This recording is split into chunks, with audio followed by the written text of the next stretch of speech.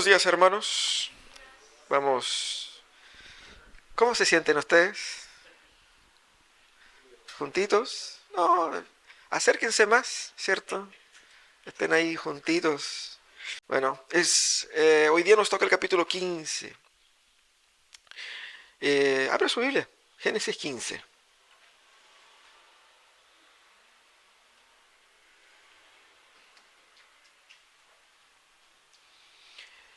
Es uno de los capítulos más importantes de toda la Biblia. Si entiendes bien este capítulo, entenderás casi que la totalidad del Antiguo Testamento. Si no entiendes ese capítulo, no tienes idea de lo que habla el Antiguo Testamento. Por eso es así de importante, ¿cierto? Vamos a hacer esa lectura. Génesis 15. Dice así la palabra de Dios. Después de esto, la palabra del Señor vino a Abraham en una visión. No tengas miedo, Abraham. Yo soy tu escudo, y muy grande será tu recompensa. Pero Abraham respondió: mi Señor y Dios, ¿de qué me sirve que me des algo si aún sigo sin tener hijos y el heredero de mis bienes será Eliezer de Damasco? Como no me has dado ningún hijo, mi herencia la recibirá uno de mis criados. Ese hombre no ha de ser su heredero, contestó el Señor. Tu heredero será tu propio hijo.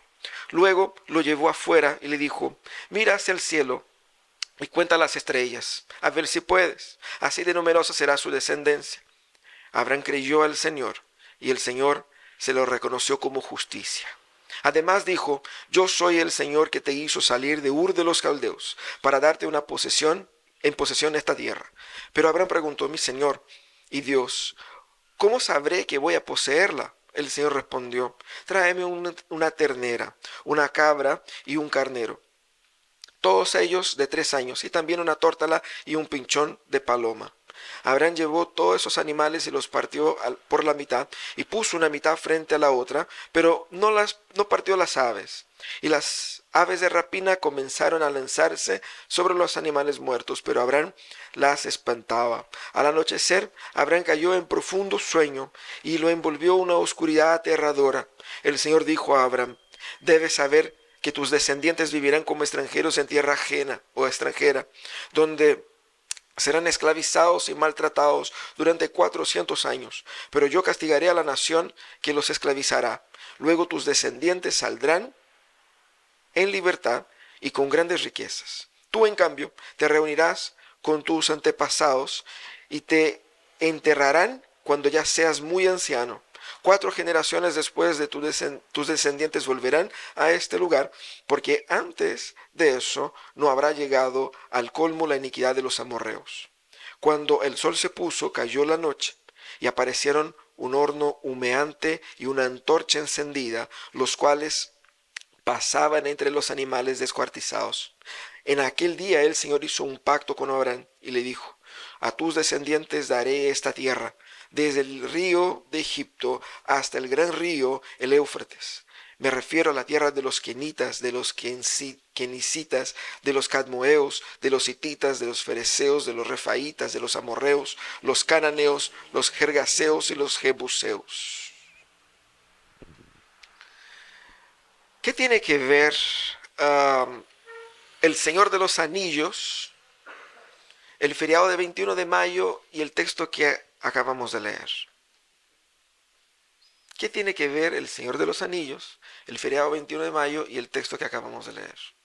De eso vamos a hablar hoy día. Todos esos 3 elementos tienen algo en común, que es algo conocido como viaje del héroe, o también mito fundacional.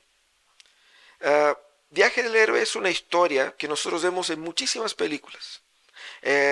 Muestra un héroe improbable que se lanza en un viaje que se le ha impuesto, y por el camino hace algunos aliados, algunos enemigos, se enamora. Al principio parece que va a perder, pero con el tiempo se va haciendo más sabio y al final logra su meta histórica.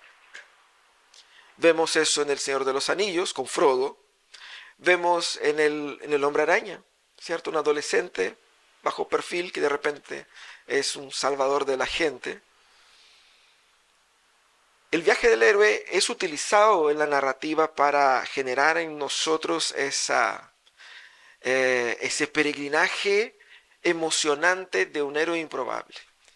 Vemos eso también de cierta manera el 21 de mayo. ¿Qué se celebra el 21 de mayo? El 21 de mayo se celebra ahí el Día de las Glorias Navales, pero mayormente se celebra a un personaje, a Arturo Prat, ¿cierto?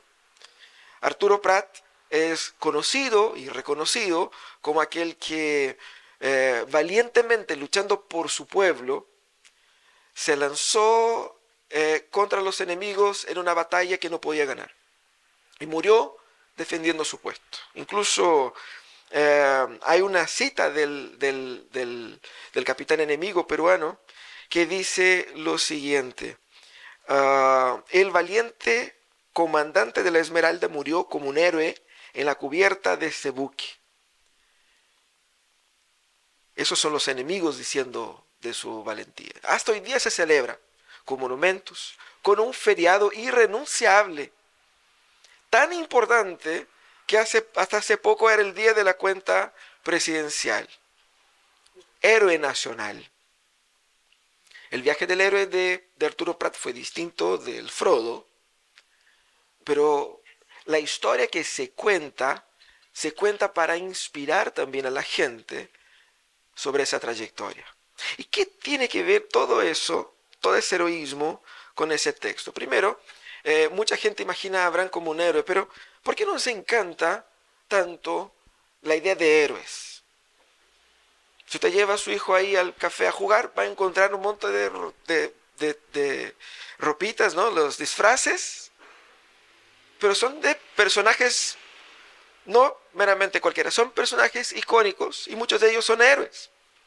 Nos encantan las historias de los héroes, sobre todo aquellas de superación, porque nos da esperanza, porque sirve para nosotros, que somos personas comunes y corrientes, personas ordinarias, imaginar que en los problemas ordinarios de nuestras vidas, nosotros también podemos superarlos. Por eso es tan así como cautivante.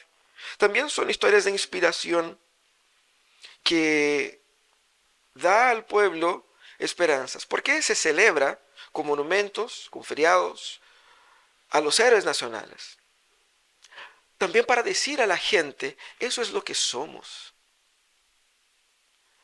Tanto el 18 como el 21 de mayo son las dos ocasiones donde el chileno se siente más chileno, ¿cierto? Una porque es feriado, otra porque, ¿cierto?, se celebra algo que es parte de la identidad del pueblo. Entonces, los héroes, ellos reúnen alrededor de sí una identidad comunitaria. Y nosotros vemos en Abraham, aquí, en una persona, una identidad comunitaria. Cuando vemos a Abraham en ese texto, vemos a todo el pueblo. Aquí el Génesis 15, podemos decir que es entre comillas, el mito fundacional. No es un mito, es un relato histórico, pero la expresión mito fundacional es un término que se ocupa en la antropología para describir relatos del pasado que explican cómo una comunidad, como un pueblo es hoy día. Y aquí tenemos una explicación del pasado sobre todo lo que el pueblo es. Y tenemos que entender que cuando Moisés escribió esto y cuando los primeros lectores leyeron esto, ellos eran ese mismo pueblo que había salido de Egipto. Ellos ya vivieron todo lo que el texto dice aquí. Ellos iban a entrar en la tierra. Moisés estaba diciendo, ¿por qué nosotros podemos conquistar esa tierra? ¿Quiénes somos nosotros? ¿Y quién es nuestro Dios y por qué somos así? Moisés estaba educando al pueblo en eso. ¿Cómo? Recordándoles a ellos el evento en el cual Dios fundó al pueblo de Israel, por decirlo de una manera. Ese es ese capítulo. Esa historia es importante porque el pueblo aquí con esa historia iba a entender por qué debieran ellos avanzar contra la tierra de los girgaseos, de los jebuseos, de toda esa gente que vivía ahí. Porque ellos estaban ahí siendo animados por Moisés y por Josué a conquistar esa tierra. ¿Quién dijo que ellos tenían derecho a esa tierra? El texto aquí explica, aquí recién explicó por qué. Y por eso mismo, el texto está aquí dando al pueblo algo que ellos necesitan: propósito y orientación. Y más, ¿qué es lo que qué es lo que Dios demanda del pueblo? Fe. Crean en mí, porque yo sé lo que estoy haciendo. Eso es lo que dice el Señor. El texto comienza con las palabras: después de esto, ¿qué? ¿Usted se acuerda de lo que predicamos semana pasada? Capítulo 14, ¿cierto? Es una continuación de esto. Hubo una batalla, para resumir, ¿no es cierto? Hubo una batalla de 4 reyes del oriente con los 5 reyes del Valle del Jordán, y entre medio estaba el sobrino de Abraham, Lot, que se fue con todos los pueblos que fueron llevados por los pueblos del oriente. Abraham entonces junta sus cabros ahí en su casa, todos sus siervos, los más fuertes, más algunos amigos, y lucha contra esos 4 reyes, gana de ellos y trae de vuelta a todo el pueblo y todos los bienes que había sido llevado. Fue después de eso bendecido por Melquisedec. El rey de Sodoma quiso sacar provecho de ello, pero Abraham no le hizo caso y no quedó con nada de él. Y entonces después de eso viene ese texto. Y es interesante porque el texto comienza después de todos esos eventos con Abraham escuchando a Dios. Es Dios quien aparece a Abraham, no es Abraham que busca a Dios. Aquí ese texto es importante, hermanos, porque en ese capítulo podemos entender cómo Dios pone de forma explícita su propósito para el pueblo de Israel y por consecuencia para nosotros. Es un mito fundacional no solamente para el pueblo de Israel, pero ese texto explica la relación de Dios con su iglesia. Ese texto podemos dividir en 2 partes. Hay 2 partes donde Dios habla. La primera parte, los versículos de 1 a 6, donde habla a Abraham y le promete un hijo. Y la segunda parte le promete tierra. Son 2 cosas muy importantes, ¿cierto? Y tenemos que entender en ese texto que Dios es quien toma la iniciativa. Por eso tenemos 3 partes claras en ese texto. La primera parte es que en todos los mitos fundacionales tenemos la figura del héroe. Frodo, el propio Arturo Prat, como mencionamos aquí, el propio Spider-Man, el Iron Man, o sea, tenemos el personaje, y es el personaje el que lucha, que vence, que es el héroe. Uno puede leer la historia y decir, entonces Abraham es nuestro héroe. No tanto así. Dios describe la historia, Dios nos muestra y se revela en la historia, mostrando que en realidad el héroe es Él. Él es el personaje principal. Porque si el héroe es la persona que va y que te libra, que tiene poderes, que tiene fuerza, habilidades, y que te libra de una circunstancia, ¿quién está haciendo eso aquí? Es Dios. Abraham, él está participando de este proceso, pero él no es el que determinantemente transforma las cosas. Entonces Dios aquí es el héroe principal, y en todo el texto aquí es una iniciativa de Dios, porque el texto dice, después de esto la palabra del Señor vino a Abraham. Es la primera vez que esa expresión aparece en el Antiguo Testamento, porque antes no habían profetas. Aquí probablemente ese texto se relaciona con otro en el cual menciona a Abraham como un profeta. ¿Qué es lo que es el profeta? Profeta es la persona que escucha la palabra de Dios y transmite a otros. Aquí Dios está relacionándose con Abraham de una forma profética. O sea, Dios viene y habla a Abraham. Y es interesante porque aquí Dios está identificándose a Abraham. Dice, primeramente dice, no tengas miedo, Abraham, yo soy tu escudo. Esas palabras son muy importantes, porque Dios, después de los eventos de la batalla, donde Abraham luchó y se devolvió sin nada, ¿cierto? Más que nada con el cansancio y con el sentir de haber cumplido su deber, el Señor va, se le aparece y dice, no tengas miedo, yo soy tu escudo, y muy grande será tu recompensa. Esas palabras son importantes porque primeramente La idea de no tengas miedo se refiere a que no solamente no tengas miedo con relación a lo que va a venir o de la visión que él estaba teniendo, sino que apuntaba hacia la confianza que él podía tener en Dios con relación a todo lo futuro. Pero también dice, yo soy tu escudo. El escudo solo es necesario cuando uno está en la batalla, ¿cierto? Claramente tenemos aquí a Abraham, así como Frodo en la mitad de la jornada, sin saber cómo iba a terminar esa historia, sin tener los recursos para administrar sus expectativas. Tenemos aquí a este Abraham sin saber hacia dónde ir exactamente, qué hacer. Y Dios dice, no se preocupe, yo te voy a proteger mientras tú sigas avanzando. Y eso sí, eso es importante la idea aquí. Alguien que protege al guerrero. Es interesante porque la palabra que Dios utiliza aquí, escudo, hace un eco con la palabra que Melquisedec utilizó. Son palabras de la misma categoría, utilizan la misma raíz para decir que el Señor entregó sus enemigos en tus manos. Esa misma palabra Dios utiliza. Yo soy el que te protege. Aquel que te entregó los enemigos, aquel que te dio la victoria, soy yo. Confía en mí. Y lo que dice el texto es que Dios consola y anima a Abraham. Abraham entonces es el escogido. Dios confirma esto. Y por medio de ese ánimo, Él está también consolando a nosotros. Pero Abraham responde, Señor, porque Él dice, muy grande será tu recompensa. Haciendo una referencia a lo que Abraham había perdido, la recompensa por haber luchado y ganado la batalla. El Señor viene, no se preocupe Abraham, tu recompensa será grande. Esa recompensa que el rey de Sodoma mezquinamente se quedó, eso no es nada. Pero ahí Abraham le responde al Señor, Señor, ¿cómo?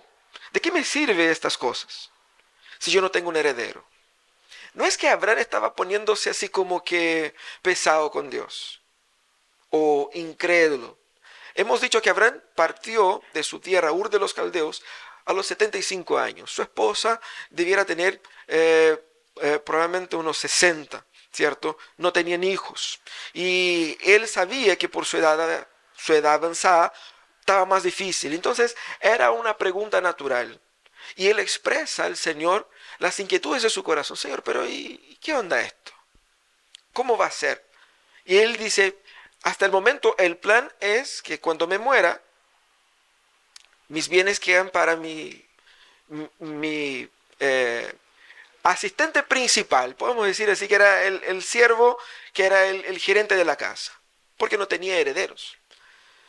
Y es ahí donde Dios revela a Abraham su plan, y es hermoso eso. Dios como personaje central de esa historia, él confirma,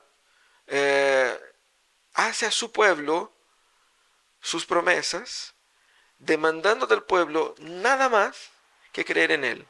Pero mira, aquí tenemos a Dios como personaje central en esa historia.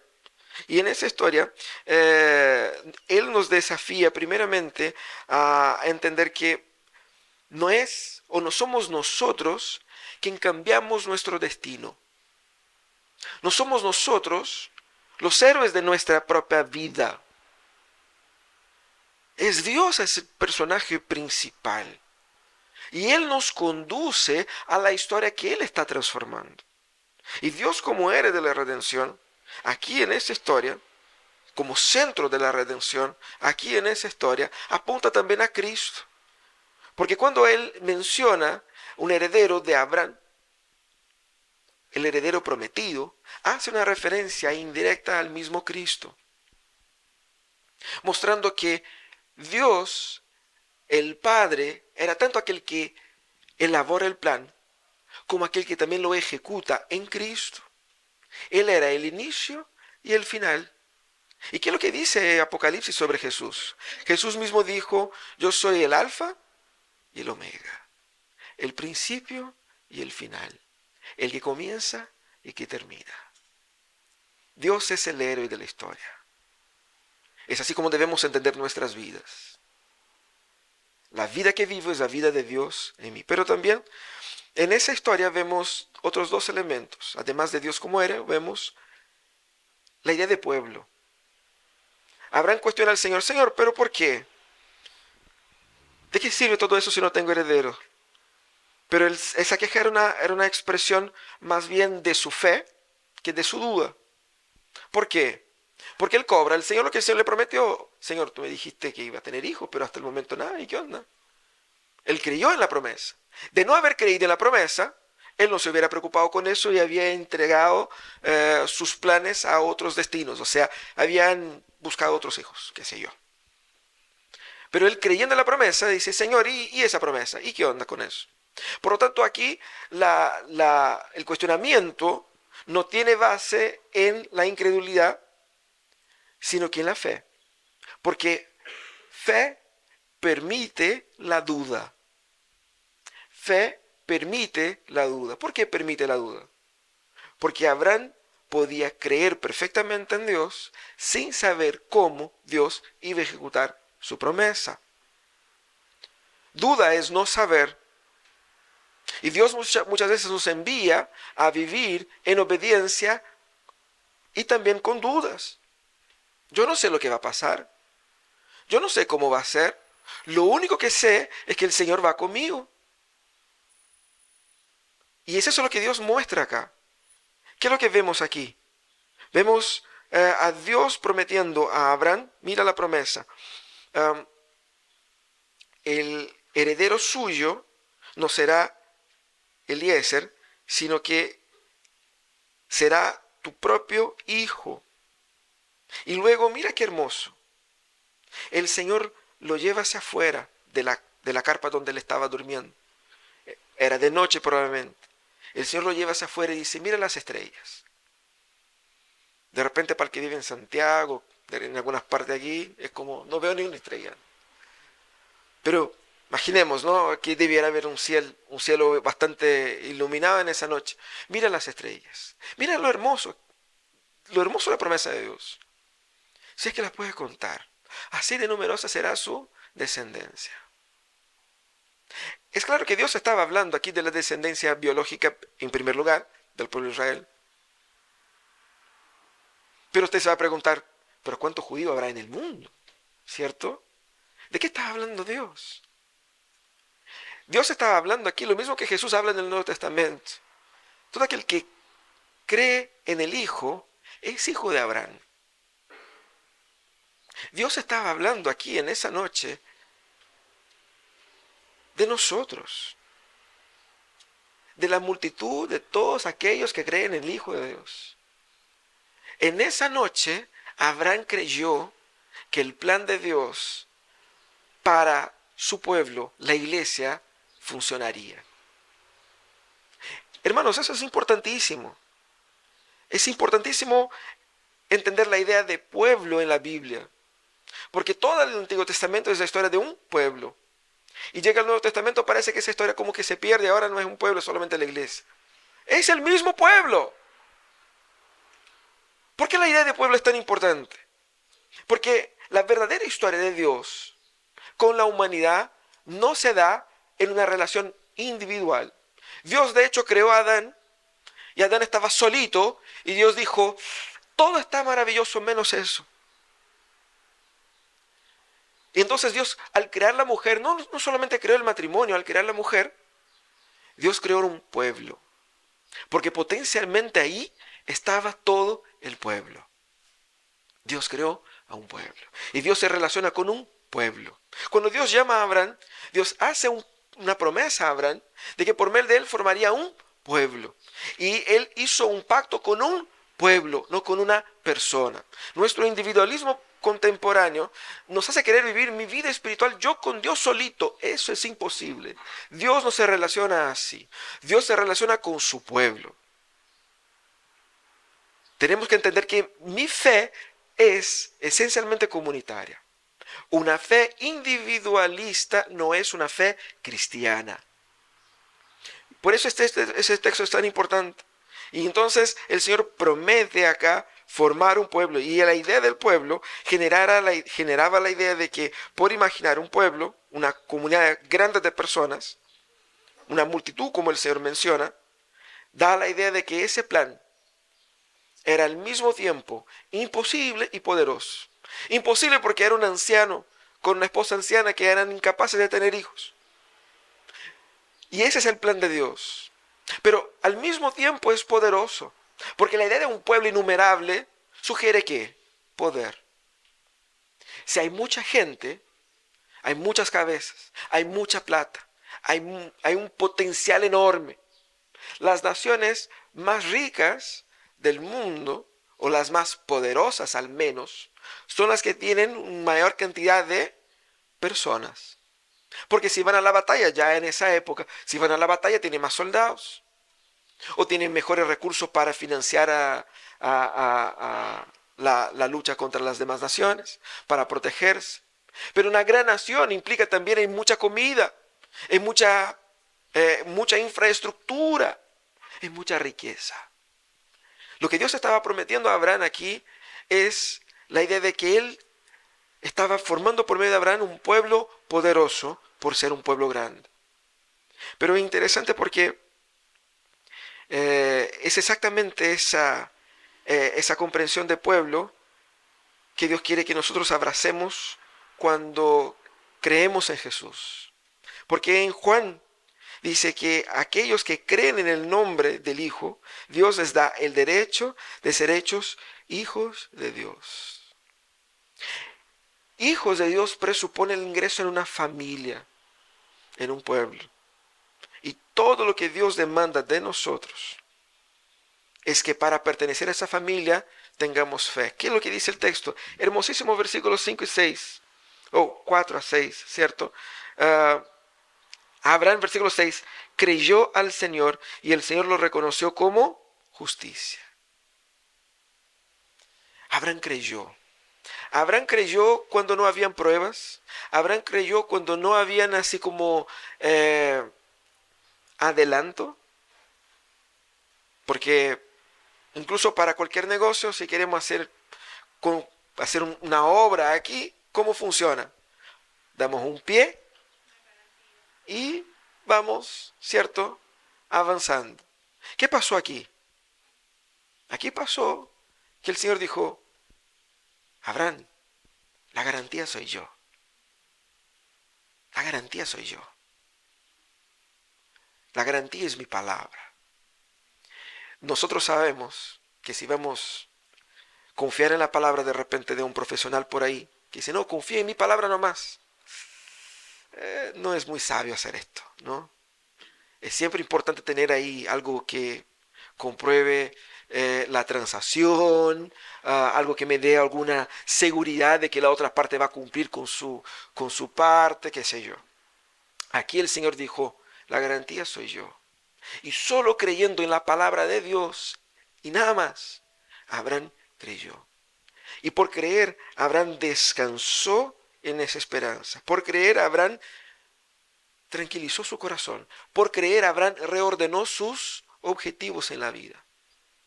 Por creer, Abraham estaba seguro de que él iba a tener un hijo biológico. Abraham no sabía cómo, Dios no le explicó cómo ni cuándo. Hermanos, pasaron casi 20 años de este evento para que naciera su hijo. No fue como aquí la próxima semana, Abraham. El próximo año sí o sí. 20 años de un hombre y una mujer que ya estaban viejos y que envejecieron más. Pero Abraham creyó. Y es hermoso porque la Biblia dice, el autor bíblico aquí explicando para nosotros, la justicia, Dios imputó esa fe como justicia. No fue algo que Abraham hiciera, no fue una actitud de obediencia o de sacrificio, es simplemente la fe. Y es hermoso porque no son las obras que garantizaron a Abraham esa justicia, sino que su fe. El pueblo que Dios forma no es de los que lograron su aprobación por su buen comportamiento. Yo no me conquisté el derecho de ser parte de la familia de Jesús o del pueblo de Dios. Para ser parte del pueblo de Dios, yo tengo que creer que Dios es Dios, que Dios es grande, que Dios, Él es el héroe de la historia y es Él quien está transformando y restaurando todas las cosas. Creer en Él es suficiente. Creer que Él, en Jesús, está reordenando la historia. Eso es fe. Y eso es todo lo que Dios exige. Cree. Porque aquel que cree obedece. Aquel que cree sigue. Aquel que cree se somete a la voluntad de Dios. Porque se somete consciente de que eso es lo mejor que uno podría hacer. Todo lo que Dios demanda es que creamos en Él. Creamos que Él es quien dice ser. Y todo lo que Él promete es real. Eso es ser parte del pueblo de Dios. Ese es ser creyente. Pero también la última parte de ese texto tiene que ver con la tierra. En los versículos 7 en adelante, el Señor sigue hablando a Abraham. El Señor dijo, interesante porque después de eso, dijo el Señor, además, no solamente les voy a hacer un pueblo, pero tengo otra promesa para ti. Dijo, yo soy el Señor que te hizo salir de Ur de los Caldeos para darte en posesión esta tierra. Y ahí vemos la segunda pregunta de Abraham. Señor, mira, yo no te pedí nada. Yo estaba tranquilita en mi casa, ¿cierto? Yo no te pedí nada. Y me dijiste que iba a dar esa tierra. Pero como que está ocupada, ¿no? Hay gente acá. La veo difícil. No sé, Señor, ¿qué onda eso? Lo del hijo, ya, un milagro, es poco probable, pero cierto. Pero conquistar la tierra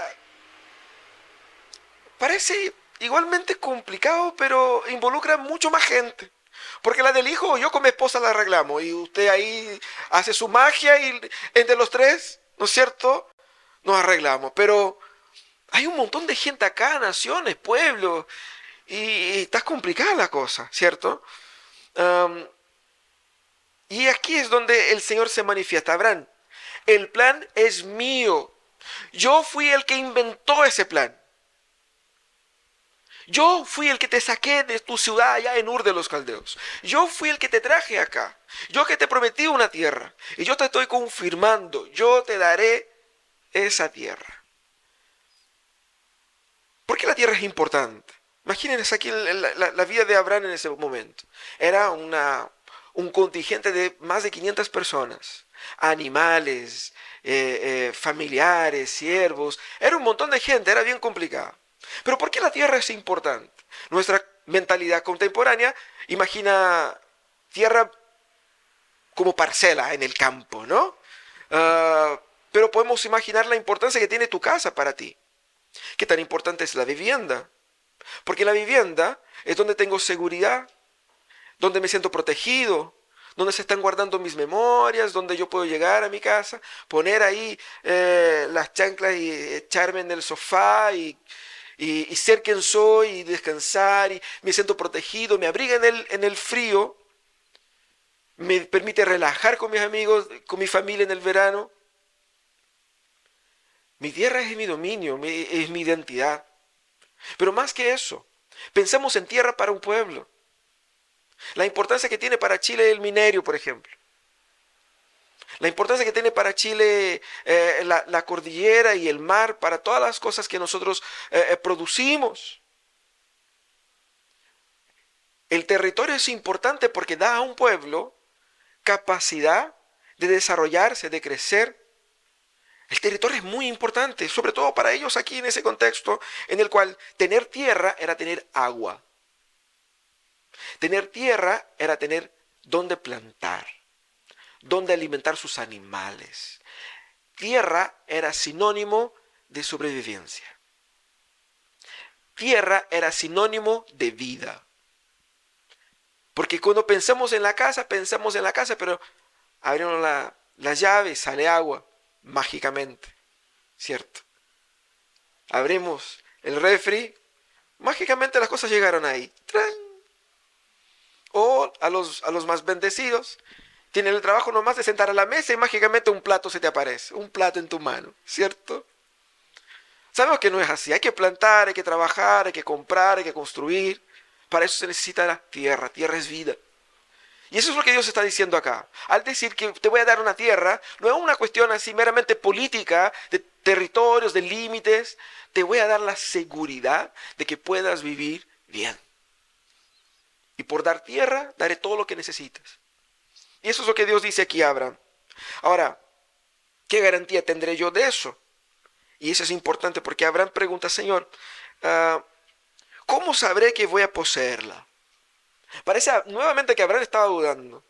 En el capítulo donde Abraham se luce como el padre de la fe, él cuestiona a Dios dos veces. Entonces parece raro, ¿no? Pero ese cuestionamiento no es producto de su incredulidad, es producto exactamente de esa creencia. Por creer, él quiere saber, ya, entonces, qué bien. Y qué adelanto puedo tener de eso. ¿Qué garantía tengo que yo voy a poseer todo eso? Así que Dios establece con Abraham un pacto. Para nosotros suena muy raro, pero básicamente lo que Dios estaba haciendo para los años contemporáneos era, Abraham, vamos a la notaría, voy a firmar un contrato. En ese contrato yo me obligo a un montón de cosas, pero hay un detalle aquí. Ese contrato tiene a ti como beneficiario, yo como el que se obliga, pero en ese contrato lo firmo solamente yo, no tú. Voluntariamente, yo me someto a ese pacto. Ese pacto para nosotros suele muy raro, pero era algo común en el pueblo, en los pueblos del antaño, ¿no? En aquella época. Dios orienta a Abraham a hacer eso. Primeramente, Dios induce a Abraham a su presencia. La idea de que Abraham se durmió, oscureció, era como la marca de la presencia de Dios. Era un evento solemne, donde el peso de la gloria de Dios estaba ahí en ese momento de una forma más solemne, como de una oscuridad que vino sobre Abraham en la noche. Y ahí entonces Dios dice que Él preparara los animales. ¿Qué hacían los pueblos? Ellos partían un animal al medio. Parece bastante grotesco para nosotros, pero póngase en la época, ¿no? Partían el animal al medio y ambas personas del pacto pasaban entre los animales diciendo que sucedan con nosotros lo que sucedió con esos animales si lo que hemos prometido no lo cumplimos. Brígido. Y el Señor, por medio del fuego, y aquí hay dos expresiones para eso. Dice que una antorcha y una hornilla humeante paseaban por entre los animales. La presencia de Dios por medio del fuego. Hermanos, imaginen ustedes, están en el desierto, pueblo de Israel, a punto de ingresar a la tierra prometida. Y Dios dice aquí, la gente quizás preguntando a Moisés, ¿por qué debemos nosotros conquistar esa tierra y no cualquier otra? Y Moisés entonces lee eso para ellos. Dios prometió esa tierra con esos límites. Y Dios es la absoluta garantía de que ustedes conquistarán esa tierra. La total garantía es Dios. Él hizo un pacto. Él firmó un contrato. Aquí tengo el contrato firmado con su nombre. Por lo tanto, ya está. Confíen en el Señor para ingresar a ese territorio y conquistar, porque el Señor ya dio esa tierra a ustedes. Y más, ¿cómo fue que Dios se manifestó en ese pacto? Por medio del fuego, ¿no? Ese pueblo estaba 40 años caminando en el desierto, donde todas las noches se prendía una columna de fuego. Era la presencia de Dios. Dios mismo. Entonces, cuando el pueblo lee eso, habiendo crecido, caminando por el desierto, viendo a Dios en una columna del fuego, el pueblo automáticamente comprendió que era Dios que estaba ahí. El humo también es importante porque cuando Moisés sube en el monte para recibir la ley del Señor, de este monte salía humo y fuego. La presencia de Dios. Dios entonces se hace presente y se compromete con su pueblo. Ahora, aquí hay una mención de 10 pueblos. Y de repente uno se puede poner así como que, eh, eh, como abogado, ¿no? Como, ¿cierto? Que se va, pero, y ese pueblo, y ese sí, ¿por qué ese sí? ¿Por qué ese no? ¿Por qué una lista de 10 pueblos? La lista, aquí aparece 10, en otros relatos más adelante van a aparecer 7. ¿Por qué esa diferencia? La idea es, son 10 pueblos, una mención para todos los pueblos que habitaban en ese territorio. Hay una mención de territorio del sur al norte que fue lograda solamente durante el reinado de David y Salomón. No fue conquistada literalmente como posesión en el sentido de que era un territorio donde habitaban judíos ahí, pero fue el alcance del dominio del reino de David y después de Salomón. Pero ¿por qué eso es importante para nosotros? Porque usted va a decir, ya, pero ya no necesitamos esa tierra, o sea, no somos judíos y no quiero meterme en el conflicto, ¿no es cierto?, palestino, nada de eso. ¿De qué nos sirve ese relato para nosotros? Porque Dios también en el Nuevo Testamento nos promete una tierra. De hecho, antes de morir y resucitar y ser elevado al cielo, el Señor dijo a sus discípulos, yo voy a preparar a ustedes un lugar, una habitación, una tierra. Y de hecho eso que vemos en Apocalipsis, una tierra nueva. El autor de Hebreos va a decir que esta tierra no fue conquistada finalmente y cabalmente por el pueblo de Israel cuando Josué avanzó y conquistó aquel territorio. Ellos todavía no conquistan la tierra, todavía no han llegado a la tierra, nosotros tampoco. ¿Qué tierra estamos hablando aquí? De la absoluta, perfecta y plena presencia y comunión con Dios, que es donde vamos a tener toda la seguridad, todo el alimento, toda la paz, toda la protección, donde finalmente nos sentiremos en casa. Y eso es importante para nosotros, hermanos. Nosotros todavía no estamos en casa. No se saquen los zapatos. No se acomoden a ese mundo. No estamos en casa. Esta no es nuestra tierra todavía. El autor de Hebreos va a decir, nosotros somos también peregrinos. Caminamos, así como Abraham, para ese destino final, para esa tierra final. Caminamos para esa tierra que es perfecta, plena y abundante. Cuando Dios promete a un pueblo una tierra, dice, les llevaré a una tierra que emana leche y miel. Para el que tiene intolerancia a la lactosa no debiera ser muy cierto. O para los diabéticos tampoco. Pero no. ¿A qué se refiere Dios? La idea es de abundancia, pero el Señor podría hablar de la abundancia del trigo o de la carne. ¿Por qué? Leche y miel.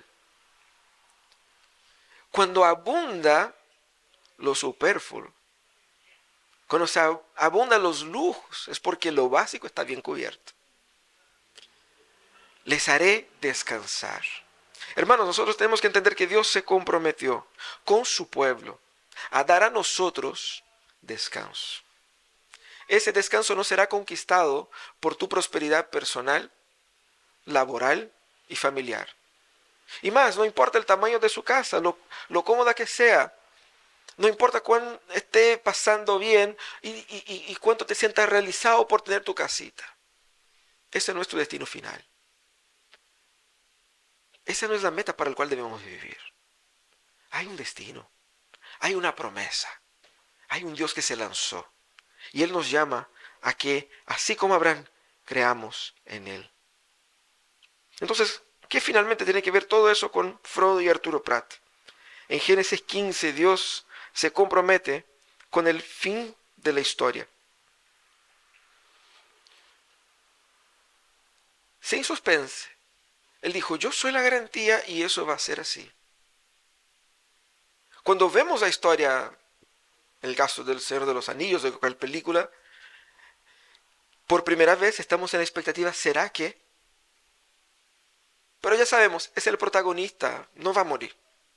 A menos que sea Juego de Tronos, ¿no? Donde todos los protagonistas mueren. Spoiler, ¿cierto? Eh, pero aquí no sabemos cómo va a ser. ¿Lo logrará? ¿No lo logrará? ¿Qué va a pasar? Aquí tenemos la historia ya acabada, hermanos. Y es por eso que el Señor dice, confíen en mí. Yo soy el guionista aquí. Yo soy el actor principal y el ejecutante principal de esa obra. Confíen en mí. Ahora, confíen en qué. Confíen en que yo voy primeramente a formar ustedes un pueblo. Y la relación mía con ustedes va a ser por medio de este pueblo. ¿Qué privilegio es? Y de la misma manera como a veces es imposible imaginar cómo Abraham podría tener un hijo, el pueblo del Señor nace en lugares imposibles. Y el Señor va trabajando por medio de la predicación del Evangelio, llegando a lugares imposibles. Debemos creer en eso, pero debemos entender también que el Señor demanda de nosotros fe.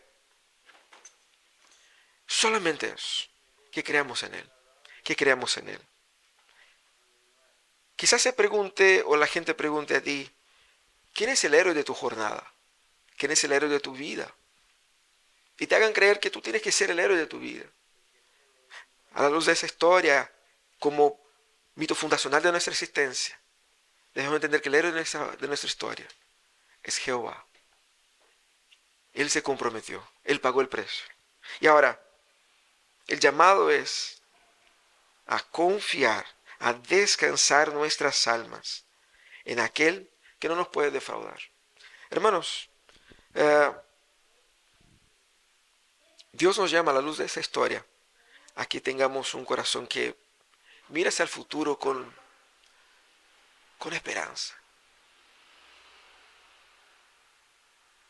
Quizás estás angustiado por los problemas que estás viviendo a corto plazo. Por la llegada de los hijos, problemas laborales, la deuda. ¿Cuál sea su problema? Mira ese problema desde la expectativa del fin de la historia. Y más, mira ese problema desde la perspectiva de que ese problema no solamente es pequeño para aquel que resuelve todas las cosas, pero también de que tú no eres el héroe que va a resolver esos problemas.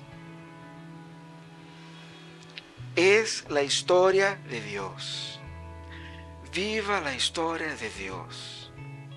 Y en esa historia, Dios te va a conducir por valles y por montañas, por días felices y tristes, por conquistas y por pérdidas. Pero no se trata de las conquistas ni de las pérdidas, se trata de su historia. Porque al final de esa historia, todo eso servirá para conducirte al descanso perfecto. Esa es la meta. Esa es la meta. No guarde en el corazón la angustia, la preocupación, la frustración, el temor. Caminen hacia la meta. Como Abraham, crean. Eso es todo lo que Dios demanda. Crean. Vamos a orar. Cierra tus ojos.